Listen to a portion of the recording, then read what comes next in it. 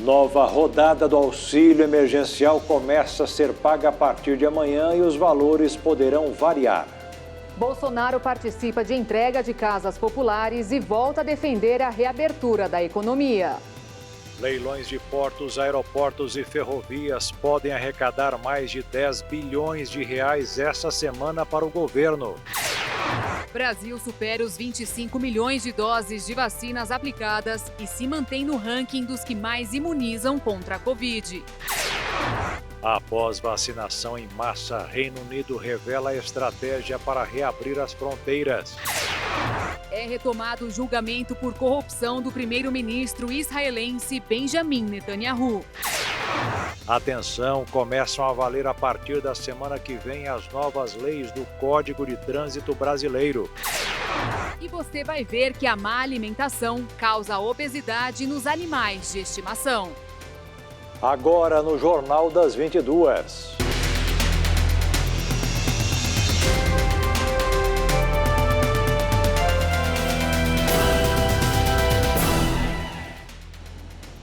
Olá, boa noite. Boa noite. Durante a entrega de casas populares hoje em Brasília, o presidente Jair Bolsonaro voltou a defender o retorno dos brasileiros ao trabalho. Ele também falou sobre o tratamento precoce contra a Covid adotado por alguns prefeitos do Brasil. O presidente Jair Bolsonaro entregou as chaves de 435 imóveis que vão beneficiar outras 1.700 famílias inscritas no programa Casa Verde Amarela.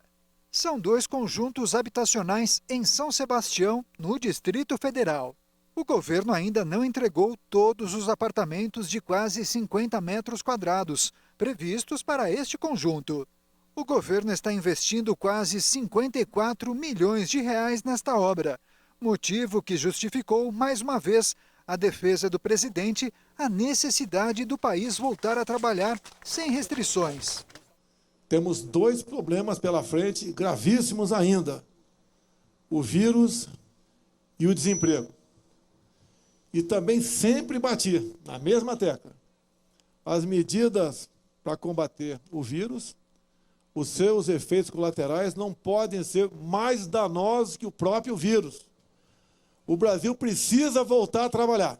O presidente disse que vai a Chapecó, em Santa Catarina, visitar o prefeito João Rodrigues, do PSD, que defende o tratamento precoce contra a Covid-19. O presidente Bolsonaro apoia. O vírus é grave, mas seus efeitos têm como ser combatidos. E mais ainda, naquele município, com toda certeza, e mais também, e alguns estados também, o médico tem a liberdade total para trabalhar com o paciente. Total. E esse é o dever do médico. É uma obrigação e um direito dele.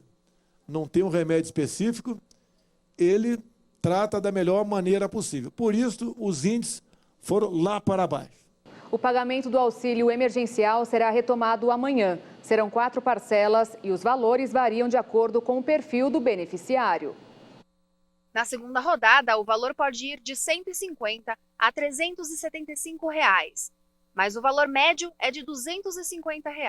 As parcelas vão de abril a julho e tem o direito a receber quem já foi beneficiado em dezembro de 2020. O auxílio emergencial será depositado nas contas digitais dos trabalhadores que estão inscritos no Cadastro Único de Programas Sociais do Governo Federal e poderá ser movimentado pelo aplicativo Caixa Tem, durante um período de 3 a 4 semanas. Depois disso, o valor poderá ser sacado ou transferido para uma conta corrente. O calendário obedece às mesmas regras dos pagamentos de 2020. Para o público geral, o valor será pago conforme a data de nascimento. E para os beneficiários do Bolsa Família, o pagamento vai acontecer de forma diferente. Quem está inscrito no programa poderá sacar o valor nos últimos 10 dias úteis de cada mês. O benefício só será pago para pessoas que recebem um valor menor do que o auxílio. Desde o dia 14 de março, o aplicativo Caixa Tem está liberado para que os beneficiários façam a atualização dos dados. E agora vamos falar de vacinação no Brasil e conferir o número parcial de imunização contra a Covid-19. Nos primeiros 78 dias de campanha, do dia 17 de janeiro até hoje, 5 de abril, o Brasil aplicou 25.570.996 doses, segundo informações coletadas com as Secretarias de Saúde dos Estados e do Distrito Federal. O governo de São Paulo começou hoje a vacinação contra a Covid-19 das equipes de segurança pública de todo o estado. A expectativa é vacinar 180 mil profissionais, que incluem policiais federais que atuam em São Paulo, policiais militares, civis, bombeiros, da polícia científica, agentes de segurança e penitenciários, além de guardas municipais. Para evitar aglomerações em postos de saúde, os profissionais serão vacinados nos quartéis e batalhões. O Instituto Butantan entregou hoje ao Programa Nacional de Imunizações do Governo Federal mais 1 milhão de doses de vacina contra a Covid-19. Até o fim de agosto, devem ser fornecidas 100 milhões de doses da Coronavac. Com este lote, o Butantan forneceu um total de 37 milhões e 200 mil doses da vacina Coronavac para serem distribuídas em todo o país. O Instituto realiza uma força-tarefa para seguir envasando em ritmo acelerado doses para entrega ao Programa Nacional de Imunizações. Para dar conta da demanda, o Instituto dobrou o quadro de funcionários na linha de envase. Até o fim deste mês, o Butantan deve finalizar o primeiro contrato firmado com o Ministério da Saúde para fornecimento de 46 milhões de doses do imunizante, desenvolvido em parceria com o laboratório chinês Sinovac. Até o fim de agosto, devem ser fornecidas mais 54 milhões de doses da Coronavac, totalizando 100 milhões de doses da vacina. E seguimos com o ranking de vacinação no mundo. Até agora, mais de 660 milhões de doses de vacinas contra a Covid já foram aplicadas, segundo o levantamento feito pela Universidade de Oxford. Até o momento, os Estados Unidos estão em primeiro lugar, com mais de 165 milhões de doses. Em seguida, a China, que quase alcança os 140 milhões. Na terceira posição, com mais de 79 milhões de doses aplicadas, aparece a Índia. O quarto colocado, o Reino Unido, praticamente alcança os 37 milhões. Fechando o ranking dos 5+, o Brasil, que já rompeu os 25 milhões e meio de doses aplicadas. A aspirina pode ajudar a reduzir o risco de internação em UTI por Covid-19. É o que indica um estudo preliminar realizado nos Estados Unidos. Um estudo realizado pela George Washington University da capital norte-americana indica que pequenas doses de aspirina, um dos remédios mais usados do mundo, pode ajudar a reduzir as chances de intubação por conta da Covid-19. O medicamento ajuda a evitar coágulo sanguíneo e diminui o risco de morte. A pesquisa utilizou como base 412 pacientes que foram internados em hospitais dos Estados Unidos com a Covid-19 no primeiro semestre do ano passado. Destes, cerca de 24% receberam aspirina nas primeiras 24 horas, após terem dado entrada na unidade de saúde. O resto não. Do grupo que teve a aplicação do medicamento, 44% tiveram redução na ventilação mecânica, 43% nas internações em UTI. No geral, houve uma redução de 47% no número de mortos em hospitais. A medicação atua como redutor do índice de coágulos sanguíneos que podem bloquear o fluxo do sangue para os órgãos essenciais e causam problemas como infartos, derrames e outras complicações. Outra grande vantagem do medicamento é seu baixo custo quando comparado a outros potenciais tratamentos para o coronavírus. É importante lembrar que testes ainda estão sendo realizados sobre a medicação e ainda não teve seu uso aprovado contra a Covid-19 por nenhuma grande agência reguladora do mundo. E veja a seguir, a Justiça determina a suspensão da volta às aulas no Rio de Janeiro. E ainda, leilão pode arrecadar mais de 10 bilhões de reais essa semana para o governo.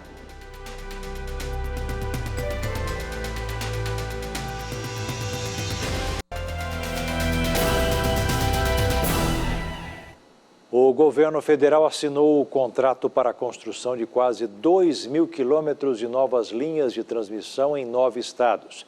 As empresas que venceram o maior leilão de infraestrutura realizado pelo governo federal de 2020 terão de fazer um investimento de 7 bilhões de reais. Os 10 lotes de linhas de transmissão localizados nos estados do Amazonas, Bahia, Ceará, Espírito Santo, Goiás, Mato Grosso do Sul, Minas Gerais, Rio Grande do Sul e São Paulo devem receber investimentos de 7,34 bilhões de reais nos próximos meses. Data em que foram assinados os contratos com as vencedoras do leilão realizado no final do ano passado. Foi o maior leilão de infraestrutura realizado pelo governo federal em 2020. O resultado desse leilão mostra a confiança dos investidores no nosso governo, no nosso país. Mais do que nunca, é hora de gerar empregos e renda para a nossa população. E 15 mil novos empregos gerados. O prazo para a realização das obras varia de 40 a 60 meses e as empresas terão contratos de concessão de até 30 anos para explorar os serviços. Nos 9 estados, as empresas terão de fazer investimentos da ordem de 7,34 bilhões para a construção de quase 2.000 quilômetros de novas linhas de transmissão. As construções viabilizadas com o leilão dos lotes 7 e 8, por exemplo, localizados nos municípios de São Paulo, Santo André e São Caetano do Sul, devem gerar cerca de 4.000 empregos. A finalidade dos quase 100 novos quilômetros de linhão neste local é atender a demanda das regiões Norte, Sul e Leste da capital São Paulo e suprir a carga da região do ABC Paulista. São 7,34 bilhões de reais de investimentos, quase 2.000 quilômetros de linha de transmissão e mais de 6.000 megavolts amperes de capacidade de transformação. Todos os 11 lotes leiloados em dezembro do ano passado tiveram ampla concorrência. Foram 51 empresas participando, 38 delas brasileiras, e as outras da China, Colômbia, Espanha, França, Itália e Portugal. Na oportunidade, 11 trechos foram leiloados, mas em um dos casos a empresa que ficou em primeiro lugar foi desclassificada e uma segunda vencedora foi selecionada após o leilão.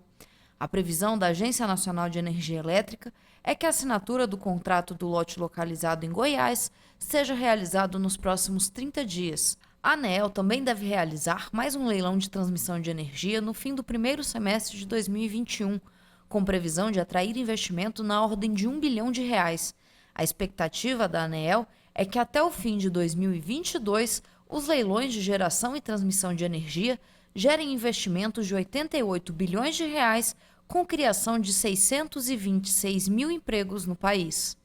O governo federal deve fazer a semana de leilões de portos, aeroportos e ferrovias. A expectativa é de arrecadar um crédito privado de 10 bilhões de reais com as concessões. A partir desta quarta, o governo realiza uma série de leilões no setor de transportes, chamada de InfraWeek. Estão na lista 22 aeroportos, a Ferrovia de Integração Oeste-Leste na Bahia e 5 terminais portuários. O Ministério da Infraestrutura prevê a geração de mais de 200 mil empregos de forma direta, indireta e efeito renda, ao longo dos contratos de arrendamento e concessões. O ministro da Infraestrutura, Tarcísio de Freitas, explicou que as rodadas de leilões vão ser por setores, começando com os aeroportos, divididos em 3 blocos, Sul, Norte 1 e Central. Esse leilão envolve projetos de longo prazo, com concessões de até 30 anos e pode representar uma arrecadação de mais de 6 bilhões de reais em investimentos. A concessão do primeiro trecho da Ferrovia de Integração Oeste-Leste, entre Ilhéus e Caetité, na Bahia, deve garantir mais de 3 bilhões de reais em investimentos. Já os 5 terminais portuários, sendo 4 no porto de Itaqui, no Maranhão, e 1 no porto de Pelotas, no Rio Grande do Sul, devem render mais de 600 milhões de reais em melhorias nos terminais. Marca o início da nossa jornada de leilões de 2021. Então, é começar com o pé direito. Acho que é uma ousadia o que nós estamos fazendo, né? O momento, obviamente, é delicado, mas A gente também não podia perder a oportunidade de nos colocar à disposição do mercado, oferecendo ativos, né, mostrando oportunidades e saindo até na frente em relação a outros países. A Petrobras aumentou o preço do gás encanado entregue às distribuidoras de todo o país em até 39%. O reajuste entrará em vigor no dia 1º de maio e será repassado ao consumidor final, embora não na mesma proporção. Segundo a associação que reúne as distribuidoras, o aumento não afeta o gás de cozinha, que subiu 5% no último sábado, mas impacta o gás encanado, que chega às residências e às empresas, além do GNV, usado para abastecer veículos. As grandes companhias brasileiras têm apresentado fôlego para enfrentar a pandemia. As exportações e rápida retomada dos negócios estão sustentando os resultados. Um estudo feito pelo Valor Data revelou que 339 empresas que fizeram parte do levantamento estão preparadas, pelo menos em termos financeiros, para enfrentar a nova e mais dura onda da pandemia. Em janeiro e fevereiro, elas conseguiram manter o ritmo. Juntas, essas empresas somaram pouco mais de 2 trilhões de reais em vendas em 2020, sendo 240 bilhões de lucro operacional. O comércio de dourados em Mato Grosso do Sul voltou a funcionar hoje depois de 10 dias fechado por decretos. Ruas movimentadas e muitas filas nas agências bancárias. Muita gente nas filas dos bancos e o comércio movimentado na manhã de hoje em Dourados. As agências e lojas voltaram a abrir as portas para o atendimento presencial ao público, depois de 10 dias fechadas por conta de decretos estadual e municipal, publicados para a prevenção à Covid-19. A partir de hoje, também a mudança no toque de recolher, que passa a começar às 9 horas da noite e segue até às 5 da manhã, todos os dias da semana. O horário é estabelecido conforme a bandeira do programa Prosseguir do governo do estado. A cidade está na bandeira vermelha, que é considerada de grau alto. No mercado financeiro desta segunda-feira, o dólar fechou em queda na reabertura dos mercados após o feriado, com as atenções voltadas para o cenário político e para as discussões em torno de ajustes no orçamento 2021. A moeda norte-americana caiu 0,61% e encerrou o dia cotada a R$ 5,679 na venda. Informações de mais de 500 milhões de usuários do Facebook vazaram. Dados como endereços de e-mail e números de telefone foram parar em um fórum de hackers. A informação foi divulgada pela revista Business Insider, confirmando a denúncia do diretor técnico da agência de crimes cibernéticos Hudson Rock. A revista garantiu que conseguiu verificar que alguns números de telefones vazados ainda pertenciam aos proprietários das contas afetadas. Um porta-voz do Facebook, no entanto, garantiu que os dados são antigos e o vazamento já havia sido noticiado e corrigido em 2019. Esta não é a primeira vez que dados de milhões de usuários da principal rede social do mundo, que tem quase 2 bilhões e 800 milhões de usuários mensais, são disponibilizados na internet. Em 2018, foi revelado o escândalo da Cambridge Analytica, uma empresa britânica que capturou os dados pessoais de dezenas de milhões de usuários do Facebook para fins de propaganda política. E veja a seguir os números e atualizações da pandemia no mundo. E ainda, retomado o julgamento por corrupção do primeiro-ministro israelense Benjamin Netanyahu.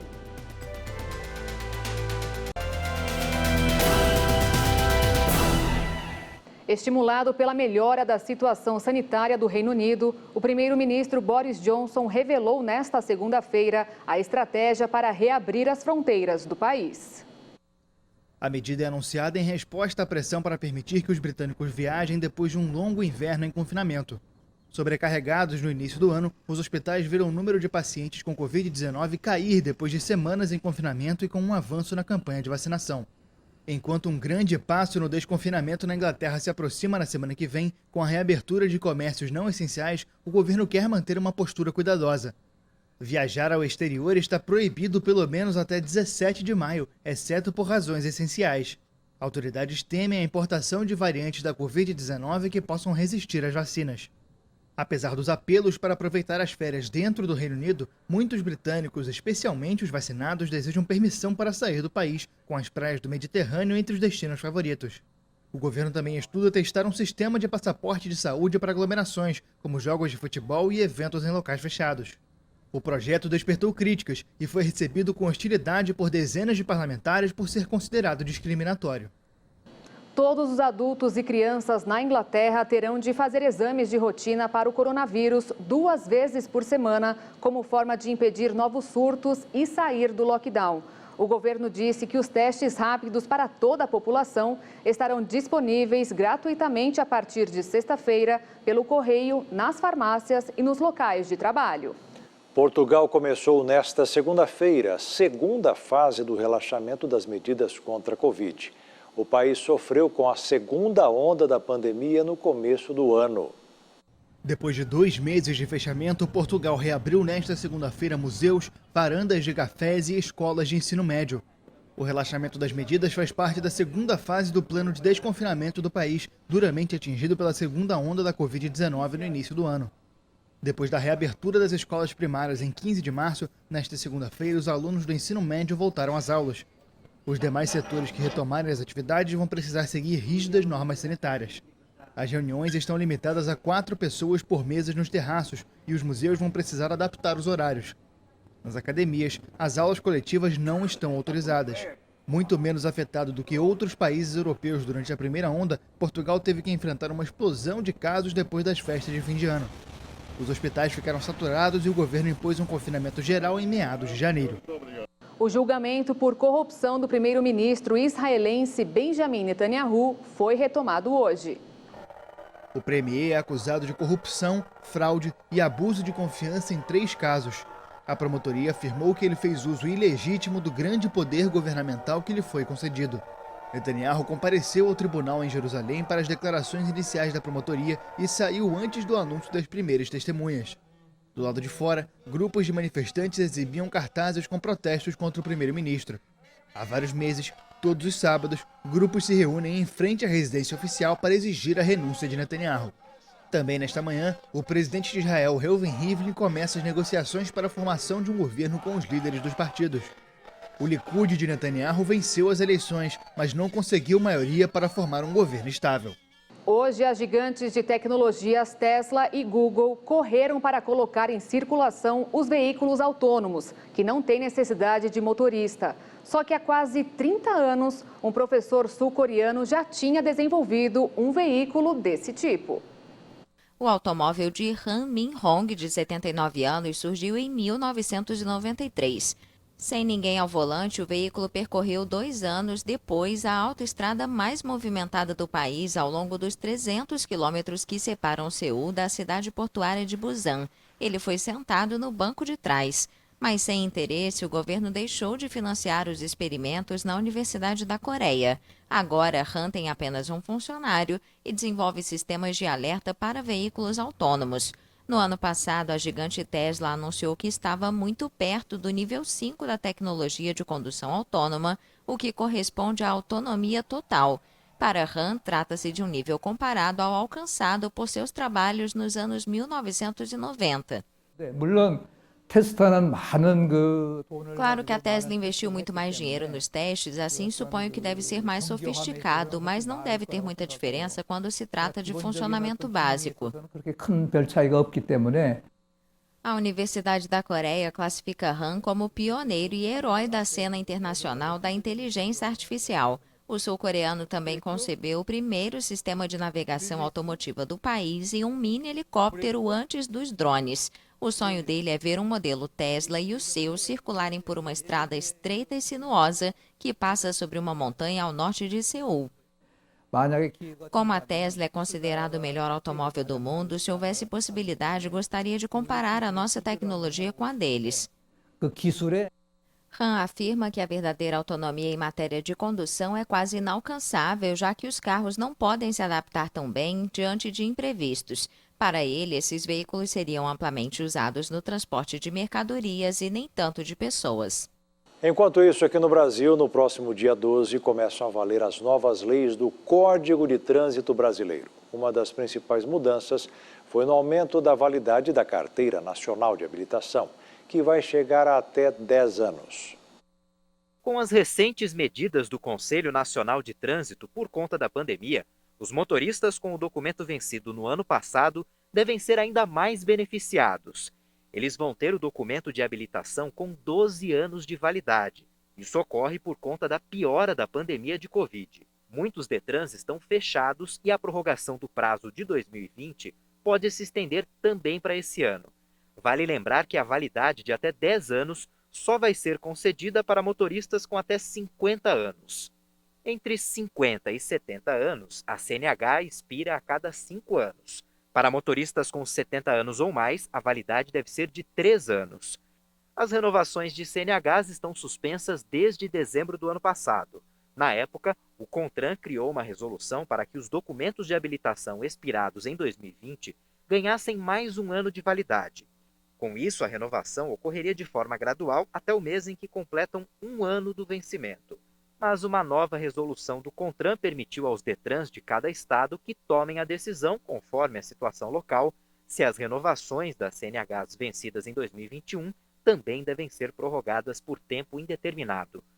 Com isso, os motoristas com CNHs vencidas em 2020, por exemplo, vão ganhar ao todo 2 anos de carteira expirada, caso tenham menos de 50 anos, totalizando até 12 anos. Mas as entidades responsáveis pela renovação de CNHs estão fazendo um movimento para ter uma regulamentação de retroatividade nesses casos. E veja a seguir os ensinamentos na live com o missionário Soares. E vai ver também a influência da má alimentação na obesidade dos animais de estimação.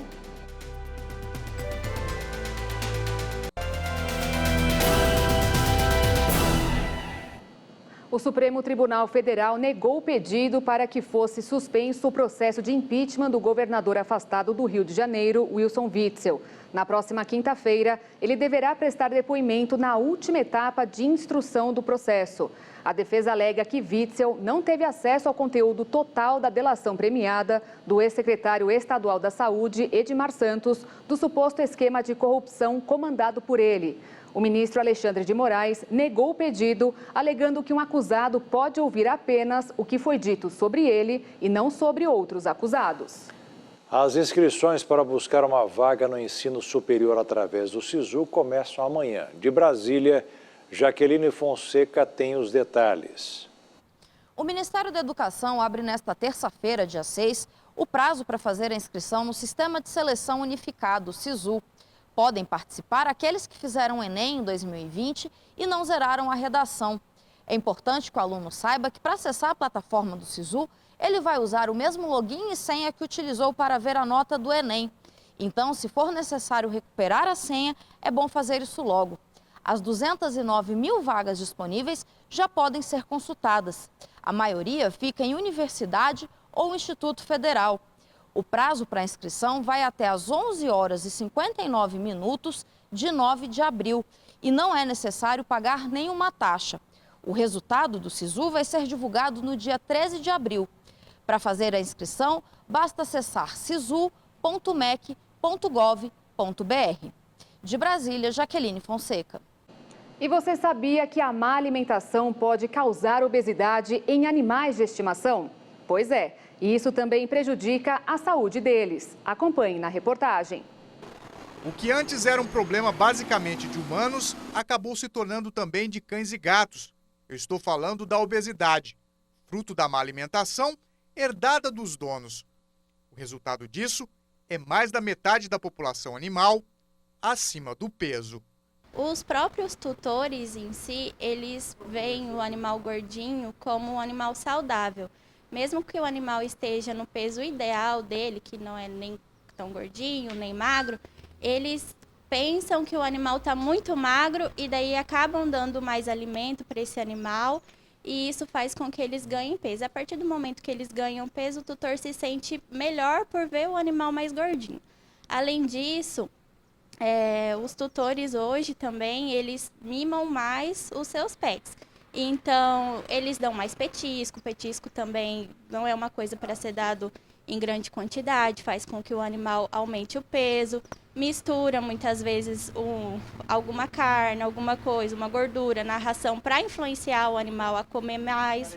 E isso também ajuda bastante no sobrepeso. Essa médica veterinária explica que a castração influencia no ganho de peso dos pets. Depois da castração, os animais tendem a ficar mais quietinhos, eles não ficam tão ativos. E reduzindo a atividade física desse animal, acaba que ajuda a aumentar o peso também. A pandemia também contribuiu para o aumento da obesidade animal. Os tutores ficaram mais em casa, até aqueles que tinham o costume de levar os cãezinhos no parque para passear, acabaram ficando mais em casa, então reduziu um pouco a atividade física desses animais. E a questão também do oferecimento do petisco. O tutor ficando em casa e o animal pedindo sempre uma comidinha, um petisco, acabou que eles deram mais comida ou mais petisco para esses animais e aumentou o peso deles também. A profissional alerta para os malefícios causados pelo excesso de gordura no animal de estimação. Tem vários malefícios. Os principais são a diabetes, que é uma comorbidade que pode surgir com o sobrepeso. Tem a doença cardíaca, que também é bem comum em animais obesos. Animais de porte grande, a gente tem que cuidar muito a questão das doenças articulares que aparecem com o sobrepeso. Em felinos, a gente tem a lipidose hepática, que é bem comum em animais obesos. Quando eles ficam doentes, ficam às vezes um dia sem comer, já surge a lipidose hepática. Problemas de pancreatite, vários problemas endócrinos também, mas os principais são esses. A médica orienta ainda como fazer o controle de peso dos animais para combater a obesidade. O controle da obesidade é feito controlando a alimentação e influenciando o animal a fazer atividade física todos os dias. Em casos mais severos, de uma obesidade mais mórbida, a gente sempre recomenda o uso de rações terapêuticas, rações light, né? E tem também algumas medicações que ajudam o animal a perder peso mais rápido. E hoje a gente tem também alimentação natural, que o veterinário vai elaborar um cardápio específico para o animal perder o pezinho que ele precisa. Hoje o mercado já desenvolve uma série de produtos para animais obesos e castrados. E existe ainda, na medicina veterinária, uma especialidade voltada à nutrição animal. Se o pet aderir o mau hábito alimentar dos donos, para voltar ao peso ideal, terá que fazer dieta. E agora pode contar até com a ajuda de nutricionista. Os cavalos são conhecidos pela resistência e força para corridas, mas na Costa Rica eles são doutores. A polícia montada da região empresta os animais para a ecoterapia, um tratamento que aproveita a energia dos cavalos para ajudar no tratamento de diversas doenças. Maria Lourdes chega ao Parque Metropolitano La Sabana de San José para fazer terapia. Cavalos de quarto de milha da Polícia Montada da Costa Rica são usados para realizar uma técnica chamada de ecoterapia. Maria tem 18 anos e possui paralisia cerebral. Há 2 meses, ela monta e abraça o cavalo, além de interagir com os policiais. A moça passou a ser mais sociável e as convulsões provocadas pelos danos cerebrais diminuíram. Para nós ver essa sonrisa, lo vale. Para nós, ver o sorriso dela vale tudo na vida. Somos muito gratos. Começamos no dia 2 de fevereiro deste ano e esperamos toda semana pela hora de ir para a sessão. Cada semana, o dia de volver a vir à terapia. O tratamento consiste em 8 sessões de 45 minutos, uma vez por semana. A ecoterapia é uma técnica que aproveita os movimentos e a energia do cavalo para auxiliar na recuperação de diversas doenças. Talvez suene ridículo. Pode parecer ridículo para alguns, mas não para mim. Os cavalos são psicólogos de 4 patas e têm corações enormes. É por isso que eles ajudam. Isso nos estão ajudando. Stephanie Arce tem 34 anos, sofre de ansiedade, depressão e tem ataques de pânico que complicam a rotina do dia a dia. Porque eu estava disposta a cometer uma loucura. Estava disposta a cometer uma loucura, passava pela minha cabeça. Estava cansada, não queria viver. Mas como você pode ver, não estou tremendo, não estou com medo, estou tranquila. Não estou com medo, estou tranquila. Gilbert Serrano tem 63 anos e um bloqueio em uma artéria fez com que as extremidades fossem paralisadas. Me trouxeram, como dizem, rebocado. Com 5 sessões consegui correr. Estou caminhando, escrevendo e posso comer. Na verdade, estou além de agradecido, surpreso. Además de agradecido, surpreendido. O tratamento é uma mão dupla. Os cavalos Presidente, Jorge, Porky e Palomo também aguardam com felicidade os pacientes, além de ajudarem nas tarefas dos colegas policiais. Os famosos campos de flores da Califórnia, nos Estados Unidos, voltaram a ficar coloridos após as espécies desabrocharem. Os turistas que puderam visitar o local, depois que novas medidas de flexibilização foram adotadas, ficaram impressionados com as lindas imagens do lugar. Esses campos multicoloridos ficam a pouco mais de 50 quilômetros ao norte de San Diego. O espaço tem cerca de 70 milhões de flores e cria um espetáculo anual quando as plantas desabrocham, atraindo visitantes de toda a Califórnia e também de outros estados. A atração esteve fechada durante a maior parte de 2020, em razão das restrições impostas pela pandemia do novo coronavírus. Felizmente para os visitantes, a queda no número de casos por coronavírus e a mudança da Califórnia para uma fase mais flexível permitiu que as pessoas pudessem visitar os campos. Esses espaços floridos de Coalbed estão abertos ao público até o dia 9 de maio. E agora uma pausa para reflexão. O missionário R.R. Soares fala sobre Lucas, capítulo 17, versículo 5. A palavra diz que precisamos perdoar até 70 vezes 7. Vamos ao ensinamento da palavra. Disseram então os apóstolos ao Senhor: acrescentem-nos a fé. E Jesus respondeu. E disse o Senhor, olha o estímulo que ele deu. Se tivesses fé como um grão de mostarda, não é do tamanho de um grão de mostarda, não, como um grão de mostarda, que é a semente menorzinha que existe, mas ele tem fé. Planta ele na terra, ele cresce da a maior árvore das hortaliças, a ponto de os pássaros virem aninhar-se nele. Você vê como é que é. A menor semente serve de casa para os pássaros e serve de tanto alimento que a mostarda é um bom alimento, né? Se tivesses fé como um grão de mostarda, diríeis a esta amoreira: desarraiga-te daqui e planta-te no mar, e ela vos obedeceria. Vocês querem fé? Em outras palavras, Jesus disse que aumentar a fé de vocês. Então se preparem, porque a quem muito foi dado, muito mais lhe será pedido. O missionário Soares fala mais sobre este versículo. Se você é um preguiçoso, medroso, então não peça fé a Deus, porque eu digo que você para pedir, mas ele vai lhe cobrar. Você pediu, ele deu. Então ele disse, olha, se tivesses fé, é isso que vocês estão querendo, vocês iam dizer, veja o impossível que a fé pode realizar. A este pé de amoreira, desarraiga-te daqui. Ele não disse, eu vou te desarraigar, não. Você planta, vai começar a se sacudir aí com vento ou sem vento, dirias essa amoreira. Porque um homem de Deus, uma mulher de Deus, um servo de Deus ordenou. Desarraiga-te daqui e planta-te no meio do mar. Acompanhe a pergunta feita na live de hoje para o missionário responder. Ela diz que tem um parente que está nas drogas e pergunta, apenas orar por ele é suficiente? Não, orar é uma das coisas mais fáceis que nós fazemos, né? Deus abençoa. Agora a oração fica um pouquinho mais difícil, porque Deus, eu quero ser usado por ti. O que eu posso fazer? Aí você vai procurar na Bíblia a direção. A hora que você te encontrar, você encontrou a libertação dele. Às vezes você encontra no segundo seguinte. Outras vezes você vai levar 2 meses, 3 meses, 1 ano para poder encontrar. Mas ficar com ele no coração e já pedindo, Deus, protege, não deixa acontecer nada de trágico na vida dele. Faz que todas as coisas cooperam para o bem dele, porque eu vou falar de Jesus, que ele possa ouvir.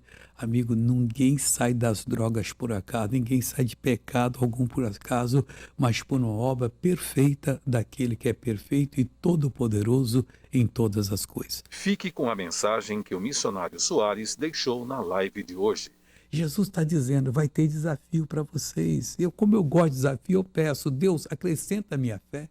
Eu louvo a Deus por estar vivendo esses dias. Eu não sou nenhum pouquinho desanimado, não. Ah, mas tem tanto problema. Meu irmão, eu já enfrentei todo tipo de problema e nunca fui derrotado e nunca serei. Pega com Cristo que você vai ser um vitorioso.